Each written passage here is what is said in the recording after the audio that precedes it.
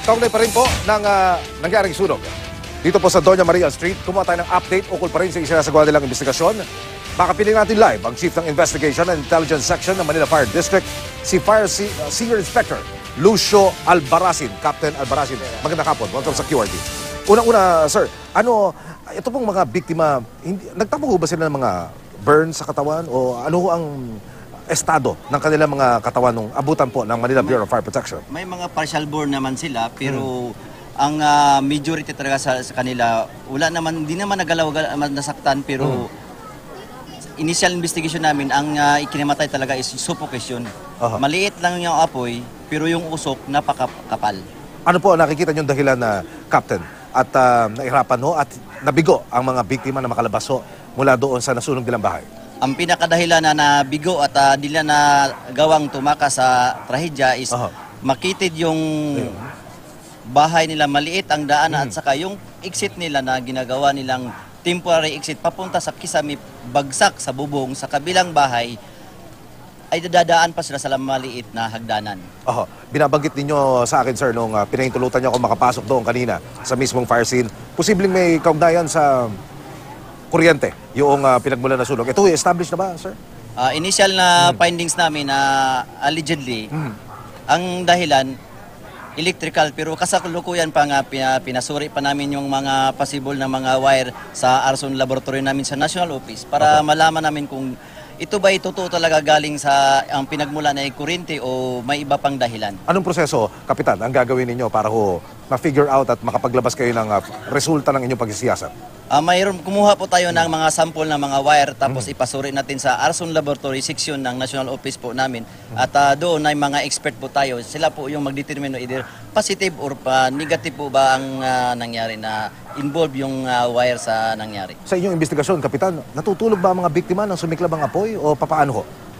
Nung sumikla, kausap namin yung nakatakas na isa, sila po na nakatulog pero dahil maaga na, nagising na sila nang biglang may sumigaw at makapal na yung usok.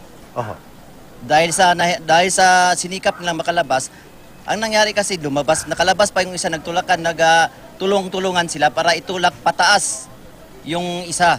Kaya sabi ng isa, siya yung inunang tinulak ng kanyang kapatid, pati ng kanyang mama. Nang nakalabas na siya, ayun, napaglingon niya, hindi na nagawang sumunod sa kanya kasi nalaglag sa hagdanan. Kaya yung sa area sa picture natin nakita kanina, nandun na parang nakayakap siya pero nakataob yung mama sa kanyang anak. Nakita ko, sunog na sunog po yung kisame, pati yung bigaan ho. Ito'y condemn na ho ba? Idedeklara nyo na o paano ho ba magiging call ninyo ng Bureau of Fire Protection sa pakikipagtulungan ninyo dito sa Engineering Office ng Manila City Hall? Sa ngayon, ano pa na tayo, ongoing pa investigation natin at yung area, pinapreserve pa natin kasi wala pa tayong sapat na bakuna ng mga salaysay kasi parang nasa undershock pa po yung mga natin na kamag-anak ng victims. Hindi kayo nagdeklara, Kapitan, ng una o ikalawa o ikatlong alarma? Ito'y for verification pa lang. Tama ho ba? Ang alarma na inabot natin is only verification. Ibig sabihin, nang tumawag yung mga caller natin sa fire station natin na pinakamalapit na fire station, maliit lang talaga ang nakita nila.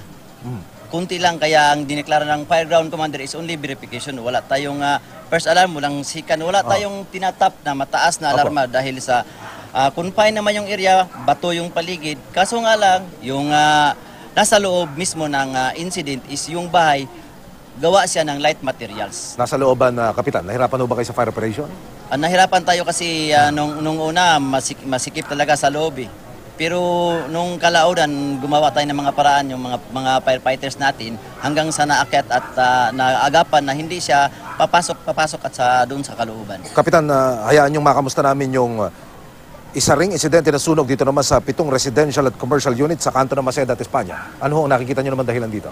Kagabi kasi nandoon po tayo din yung nandoon kabi sa nangyari. Ang allegedly naman na ganun din electrical, pero kumuha rin tayo ng sample, pinadali natin sa National Office natin at kasalukuyan pang tinitesting sa laboratory kung ito ba'y sapat na dahilan ng pagkasunog at saka dinagdagan natin ng mga salaysay and other witnesses na nandoon sa fire scene. Payak na kumbaga panawagan ninyo sa ating mga kababayan, natatatak sa kanilang kaisipan, paulit-ulit po dito sa programang ito para makaiwas po tayo sa sunog? Panawagan po sa ating kababayan, mamamayan natin na tayo po ay dubling ingat sa ating gagawin. Especially pag tayo lumabas, magluto o anong gawin na ginagamitan natin ng kuryente. Especially yung electric mga appliances natin. Na wag po tayong, wag nating kalimutan ang safety, fire safety po. Para di po tayo mangyaring magiging biktima ng trahedyang sunog. Habol natin, sir, yung hotline ho, na pwede nilang kaagad pindutin sa kanilang cellphone, sa landline, pagka may ganyang fire alarm ho. Ang advice po natin sa ating mga kababayan, kailangan po kunin yung pinakamalapit na fire station sa inyong barangay. Doon nyo kunin yung number nila at saka yung number ng mga fire volunteers natin. At kung sakaskaling nasa panic pa kayo na nangyari, tatawag kayo sa 911 at ang 911 mabilis action agad, ipapasa kayo sa pinaka malapit na fire station. Malinaw, sa inyong Kapitan, lugar. 911. Pwede silang dumayal. 911 po, Okay. 911. Yun po ang hotline natin. Okay, mga kapuso, ang hepe ng Investigation and Intelligence Section ng Manila Fire District, si Fire Senior Inspector Lucio Albaracin. Kapitan, maraming salamat. Magandang hapon po.